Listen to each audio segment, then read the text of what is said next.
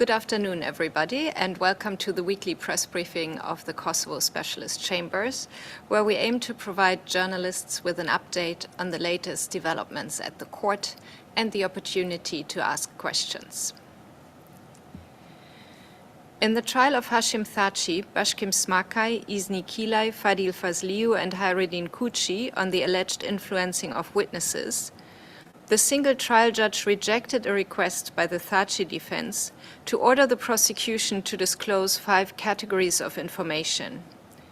The Thaçi defense and the prosecution disagreed on whether the information requested was subject to disclosure obligations. The single trial judge pointed out that the correct procedure concerning disclosure first requires that the prosecution provide a detailed notice of any material and evidence in their possession. Based on this notice, the defense can request the disclosure of specific material, and if the prosecution does not agree, they can bring the issue before the panel. The single trial judge therefore ordered the prosecution to provide an updated notice that lists documents, if any, within the 5 categories sought by the Thaçi defense.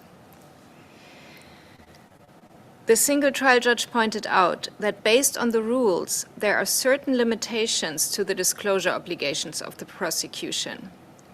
These include, for example, transcripts of internal discussions or internal memoranda. In this case, hearings have been scheduled during the week 11th to 15th May between 9:30 and 4:30 in the afternoon. On 30th April, the single trial judge granted a request by Izni Kilaj, Bashkim Smakaj, and Hayreddin Kuçi to attend the remaining hearings of the defense case remotely via video link. In the trial of Hashim Thaçi, Kadri Veseli, Recep Selimi, and Jakub Krasniqi, the defense of Recep Selimi on 23 April 2026 filed a public redacted version of its final trial brief, which had initially been submitted confidentially in January 2026. This is the last defense final trial brief that had not been public yet. The trial panel in this case is currently deliberating.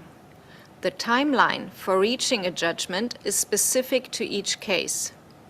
The rules specify that the trial panel has 90 days to come to a verdict, but may extend their deliberations beyond the 90 days when the circumstances require more time. The exact date for the pronouncement of the verdict in this case is not yet known, but the public will be notified when the judges set a date. In accordance with the Rules of Procedure and Evidence, Rule 159, the trial panel does not need to request any extension. However, it has to provide a decision with reasons for the extension. The rules do not provide a specific deadline when such a decision has to be issued. That was all from me. If there are any questions, I'll be happy to respond.